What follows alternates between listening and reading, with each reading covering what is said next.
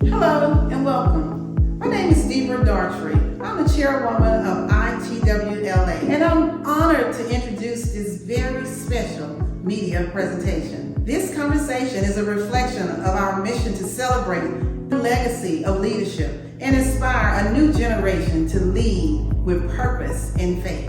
It is also an opportunity to explore the past, present, and future of ITWLA, highlighting the impact we've made and the vision from our founders. We're thrilled to have an extraordinary panel featuring Dr. Jerry Horner, Myles Munroe Jr., and Charisa Munroe-Wilburn, with the incomparable journalist Soledad O'Brien as our moderator. They will discuss leadership principles, the importance of legacy, and how we continue to make a global impact. Thank you for joining us for this incredible conversation. We know it will inspire you, challenge you, and guarantee to encourage you to carry forward the values of leadership. Now, let's dive in. ITWLA, the International Third World Leaders Association, is celebrating its 37th anniversary. And so I thought today we could have a conversation about the organization's past, its present, and its future. Let me begin by introducing to you our panelists. Dr. Jerry Horner is a former dean of the School of Theology at Oral Roberts University and founding dean of the School of Divinity at Regent University. He's written numerous books and articles in theological and educational journals, biblical encyclopedias and dictionaries. He taught Dr. Munroe at Oral Roberts University and became a board member of ITWLA. It's so nice to have you with us, sir. Thank you, you bet.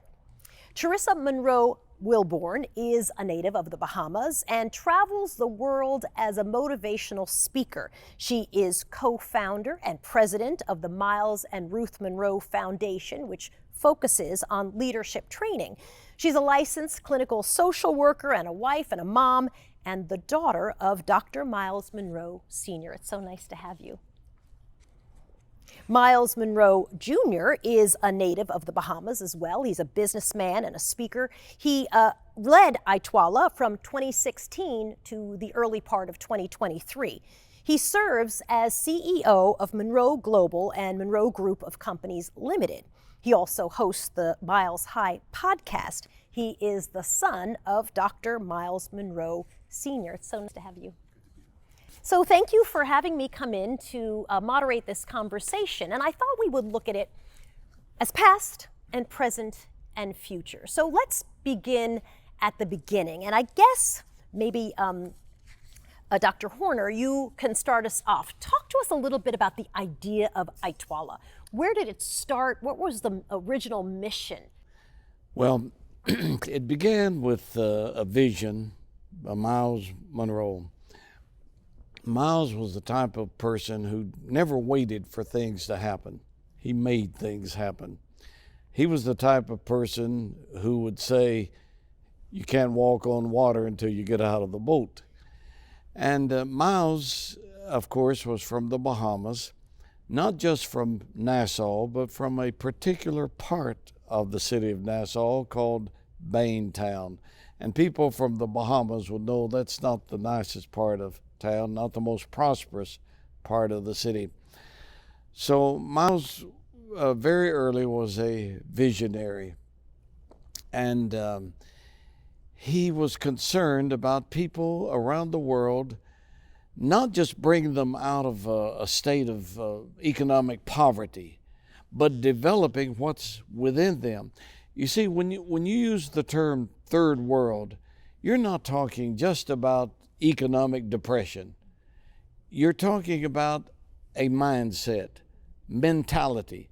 There are millions of people in the United States who would classify as third world citizens because of this mentality that they can't do anything, they can't produce, and they're around the world, former colonies have been suppressed, and there's this mentality that has been passed on through the generations that you'll never get out of this, you'll never advance. Well, Myles Munroe is an example of saying, don't ask the question, can we? Say, we can. You've got it in you. Every person has a gift. Every person is capable of contributing something. Myles Munroe very early said, I'm going to bring out within the person what's in them. You knew him as a student. He was your student. He was my student at ORU. And even then, he was a visionary. And the man was full of ideas. In fact, even as a student, he was named as the associate to the chaplain of the university.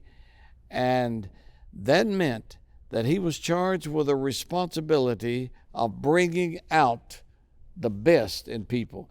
He actually began the outreach, the student mission outreach, that began with a simple mission trip down to Mexico, and today has blossomed out into a worldwide situation where hundreds and thousands of students go out to help people to realize their potential.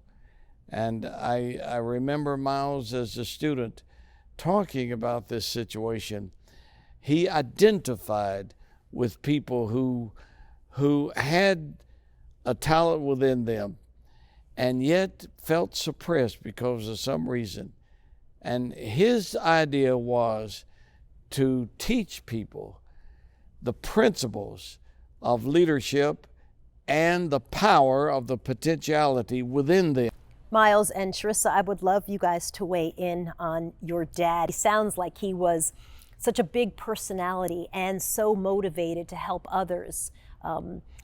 From the time he was a teenager when he was your student, really. He was a teenager with the afro and a skinny guy and yet he was a giant.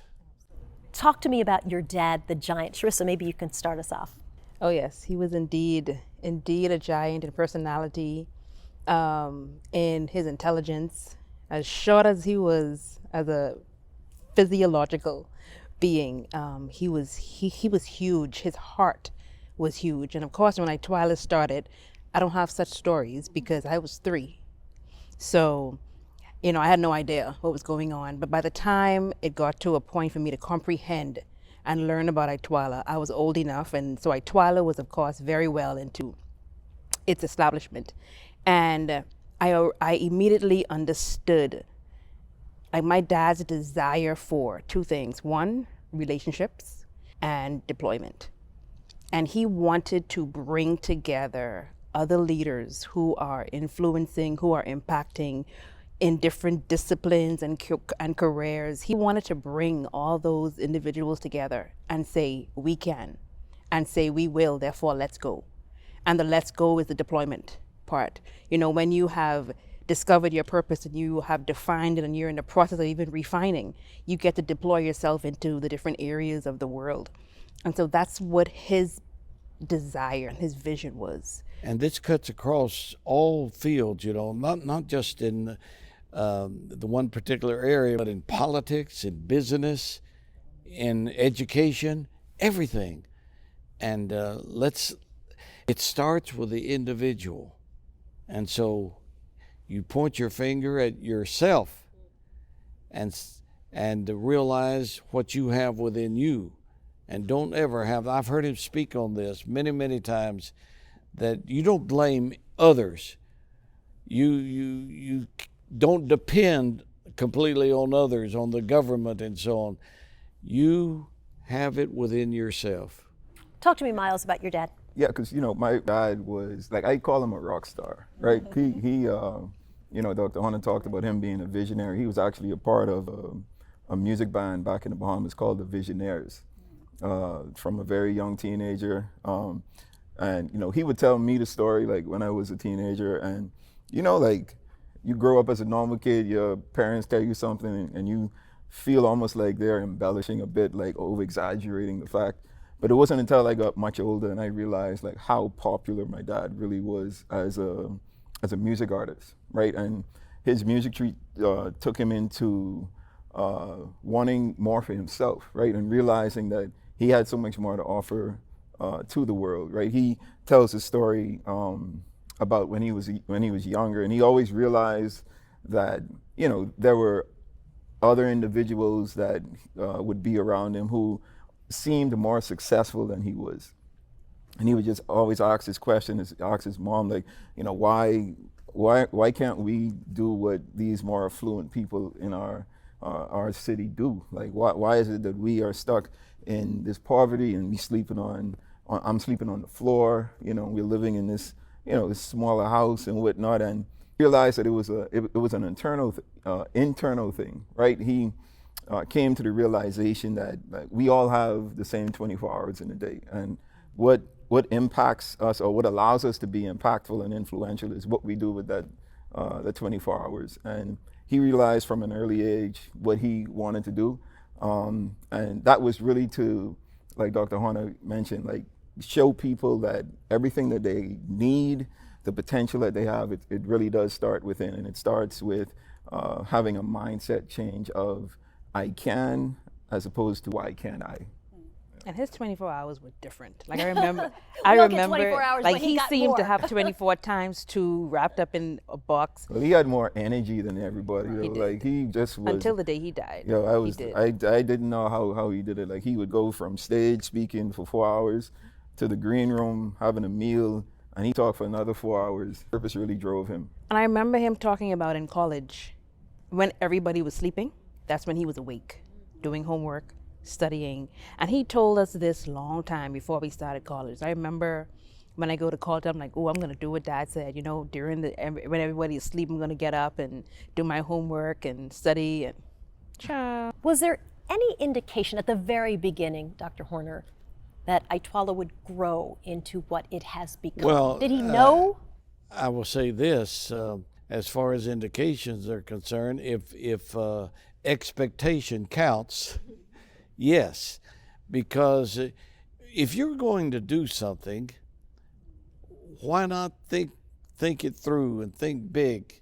Dickens can talk about great expectations. Let's talk about greater expectations, because God can do far more than we can even think, more than we can perceive. Well, I will say this, that in the very beginning, Myles thought big. Now you think of the country of Bahamas, small island nation, many islands, but very small in population. And how in the world can this country impact the entire world? Well, I say this, if anybody says there's nothing I can do or I can't do this, it is an insult to the grace of God to say I can't do anything, because God has given within us capability. He's given us the mentality. He's given us the ability to do what he wants us to do, and he enables us to do it. So in reply to your question, yes, there was no consideration of our being just a small group of people hoping and wishing and trying our best. No, the vision from the very first was to impact governments, businesses, educational system. To do that, we need people who will give of themselves and who will realize their potential. And when you do that worldwide, then you can change things. Yeah, I think, you know, with my dad, his focus, like I said, was on third world, right? And he did a lot of his work within the third world nations, because he understood the oppression that the people of, you know, these different countries went through, and understood like what it took, not only for them to be physically free, right, but that mental freedom that they needed to experience and process through, and understanding that freedom comes with a lot of responsibility, and taking responsibility for yourself, taking responsibility for those around you, your communities, to ensure that the change that you would like to see, you know, you're influencing and impacting that change yourself. I wanted to turn to talk about the present of ITWLA. In 2014, there was that horrible plane crash. Your mom and your dad and 7 other people were on a plane, I guess, in Freeport, in Grand Bahamas, right, making their way to the annual conference, and did not survive. Obviously, a huge loss, personally, clearly, but of course for the organization as well. And maybe, Myles, I'll start with you. Was there a sense of maybe we don't go on? Like maybe this is where this organization ends ever?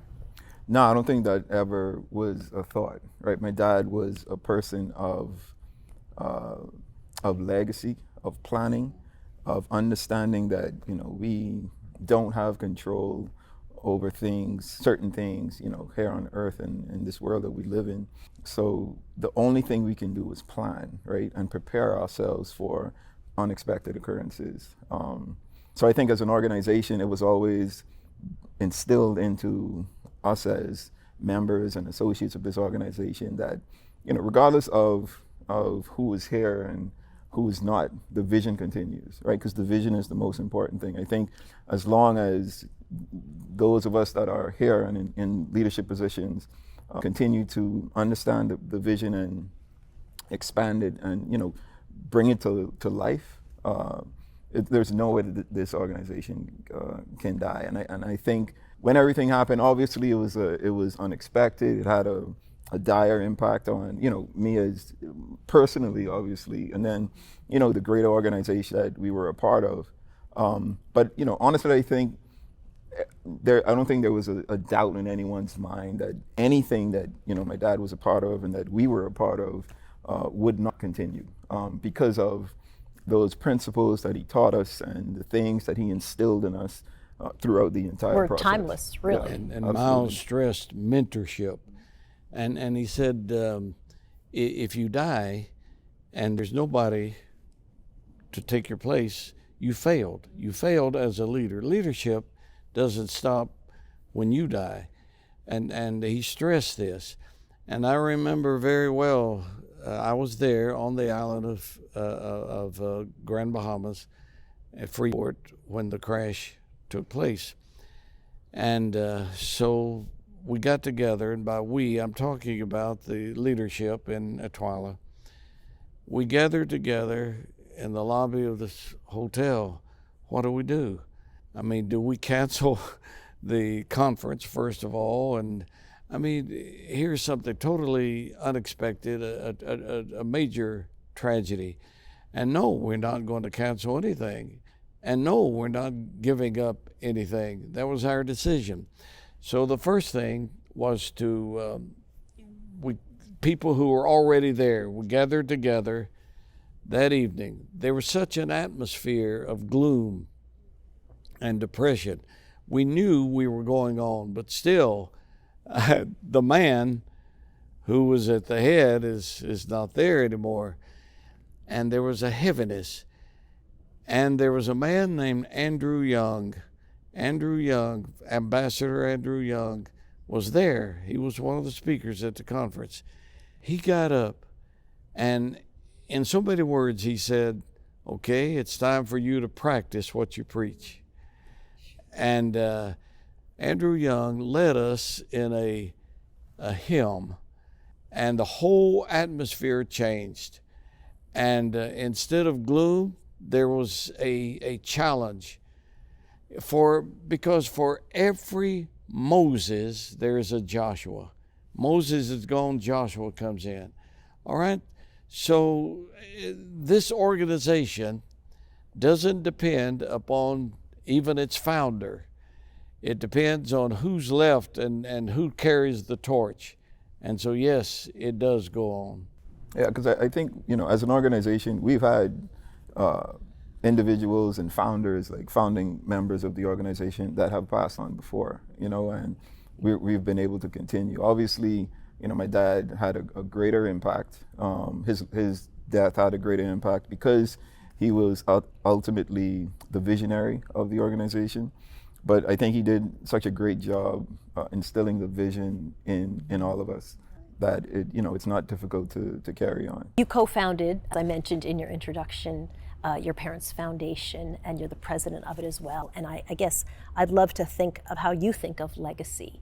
How you think of how you build an organization like ITWLA to make sure that you're honoring your dad's vision, but also it moves on, right? I mean, it just changes over time. It's been 37 years since the founding. It's changed. How have you thought about his legacy? It's interesting. You asked a question earlier. You said, how do you think about legacy? Having to move on without Dr. Munroe, but is it really without him? Literally, there's a part of him that is in each and every person that he has touched and impacted. And he's impacted so much more people since he has passed. And it's only been, I think we are at like almost 9 years now. 9 years. And how so? How so? Yeah, how has he impacted people? I think you're exactly right, and I think it's very easy to say that person is no longer with us. They cease to impact people, but you're exactly right. That's not correct. So give us an example of how, past his death, that he continues to impact people. There are people that walk up to me out of nowhere, and I travel. They either would have seen me on social media, so they know the connection, or I may have mentioned, or they may have heard there's a connection, and they say, you have no idea how much your father has done for me. I didn't know him before he passed. I only learned of him since. I've gotten that story more than, oh, your dad did so much for me 20 years ago.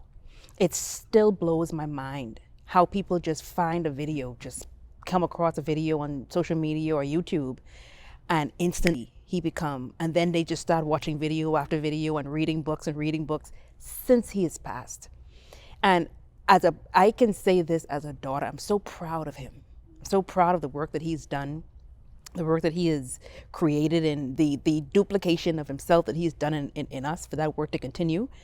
And the fact that his work was so deep and so wide that even after his death, people are still being impacted.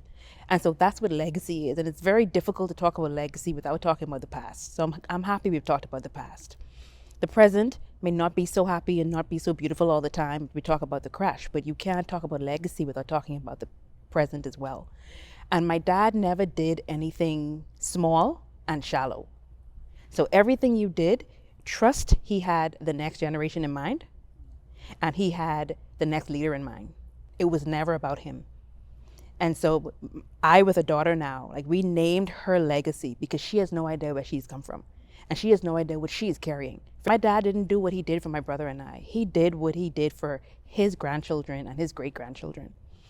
And so ITWLA was that organization. I could not have imagined it being dismantled because he was no longer here. That means he would have failed as a leader. But he created so many change agents, and so many of us to be able to carry on that vision, to still be in the marketplace, individual disciplines, doing the work, still doing the work, still putting the vision to work and impacting.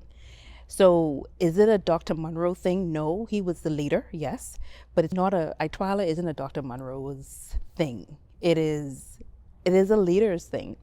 And he just happened to be our teacher and trainer, but even though he isn't here, like, we get to continue.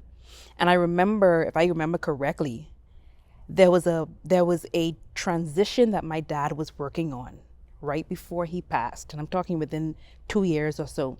He was actually trying to bring in what we call junior trustees into the organization because he wanted us as juniors to now start taking over the different positions. And so he was already, talk about preparation and planning, he was already starting the succession plan on him moving out of the way, not necessarily dying, but just moving out of the way so that he can watch what he has trained for the last 37 years. Yeah, I think you talk about legacy, right? And it speaks to a principle that my dad would speak on very often, and it's about the principle of dying empty, right?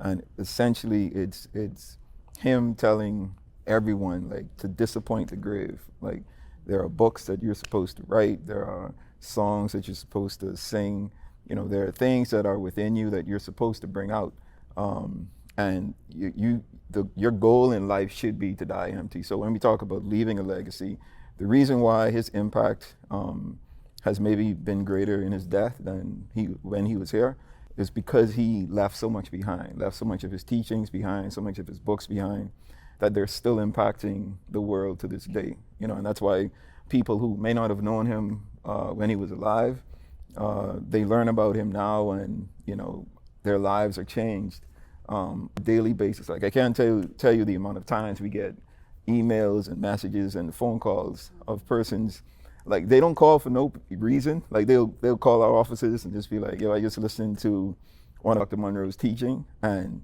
they're like lost. Like, yo, I didn't know who else to call. I just had to call someone that was affiliated with him, and they would start weeping and say, man, this message changed my life. And it's that type of impact that he's can continue to have even in death. I'm curious for you guys, when you think, okay, the future of ITWLA, what comes to mind? What I appreciate about my dad is he was not a stickler for tradition. So carrying on the vision doesn't mean you do it the same 37 years down the line. No, as you bring in new blood, there's going to be new everything across the board. And he was a leader that welcomed okay, we may have been doing this way for 20 years, but what are your thoughts? What new can you bring? Not all leaders are like that. They Very want few, to be the actually. same. Yes. And so that allows for there to be a part of a mixture, a diverse part of thoughts and suggestions and recommendations and strategies on how we can move in the different area, and where do we go for the next 10 years and 15 years, and what does that look like? And being okay with it won't look like the way it looked 37 years ago or for 37 years, but the vision still stands, the mission still stands, but there's different ways that we can do it and still hold true to the dignity of everyone across the board. And I love that my brother is a different leader. I'm a different leader. And in just the way we do things, Deavra is going to be a different leader, and she's going to bring different ways. And if you have anyone that's stuck on, but Dr. Munroe didn't do it that way. Dr. Munroe didn't do it that way. You could imagine the friction that can bring. But that's where the organization is going. When you think about everybody is from a different diverse discipline and a different marketplace. And so I appreciate that, Deavra may have, even when my brother was chairman, he may have his suggestions and his strategies, but I would like to hear from everybody. And so those meetings may have been long because you're going to hear from 20 people, but it was necessary also for the relationships. Because what we also do in ITWLA is we support each other. No matter where we are, no matter what country you're from, no matter what state you're operating in, we get to support each other because the one vision is the same no matter where everybody is. What does the future mean to you, and what does it look like, Myles? I think, ITWLA has always been an organization about training the trainers, right? Like, those that are influential and impactful in communities, as far as politicians, business owners, different organizations, different civil groups. Our goal has always been and always will be to impact those individuals, because we feel that if we can get this message of developing your leadership, your internal leadership, to those individuals in these influential and impactful positions, then they will pass that information down to the persons and the organizations and the communities that they influence. And that's how we see leadership being able to impact leadership. And I think we do that together, right? As we connect, the old to the young, I'm sorry, Dr. Anna, I didn't mean to point that way with the old. Experienced. But yes, The seasoned. but continuing to still be advised by those that came before us, and allow them to still influence the ways that we maneuver through this world, this ever evolving world, right? As technology evolves and all of these new industries that are created, right? We have to evolve as an organization as well. So we need to ensure that we're adapting to these new ways of doing things, but not leaving the core values. And let me ask each of you a final question. What did you learn from Dr. Munroe about leadership? The one thing that you think is the thing that he left you that you learned about leadership. I'll start with you, Dr. Munroe. Although as his professor, maybe a little bit you were teaching him. The best teacher is the one who can go on learning. And I was his teacher, but he was my teacher as well. And I learned from this man that to have the attitude that if there is a challenge, don't say, I'm not up to it, I can't do it. You do what you can. You use what God has given you, and don't anybody say, there's nothing I can do. Here's a man who says, you use what you have. I heard him teach this in supposedly third world countries. Listen, you have it within you. It's up to you. So utilize what is within you to the fullest. Don't settle for anything less than the fullest. How about for you? So there's two things that really stuck out on leadership, just by observing my dad, but also listening. One, to be a great leader, you need to be a greater student. And I've watched my dad, up until the day he passed, read books, numerous books a year. He was always educating himself. Whenever he got under anyone that was seasoned and has-beens, he's asking them questions because he wants to know, he wanted to learn from them. Like, he was always in a state of learning, which what made him so great as a leader. And secondly, outward leadership begins with self-leadership. True leadership begins with you being able to self-govern yourself first. And then your life becomes an example to others as far as your leadership capacity is concerned. Great. Myles? Yeah, I think for me, it's pretty simple. My dad had this quote where he said, "Nothing changes until your mind changes." That's always been my most favorite quote that I've ever heard, right? Because, I think everything begins from the way we interpret it, the way we perceive it, the mindset that we have, with whatever we're going through.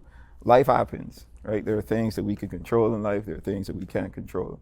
And I think life is all about how we internalize what happens and then our response to that. I've watched my dad, manage on many stages and many platforms and in many rooms where, I'm looking at it and I'm like, man, you are way better than me, because I probably would have lost it, right? But he's taught me to be a leader that's always in control. You don't allow yourself to be influenced by what's happening around you. You try to influence what's happening, and yeah, just keeping a mindset of being able to adapt to the changes that are happening around us. Thank you, guys. Thanks for sharing your stories. Really appreciate it. Real pleasure to chat with you. And congratulations on 37 years, and I'll be back here at the next 37 years.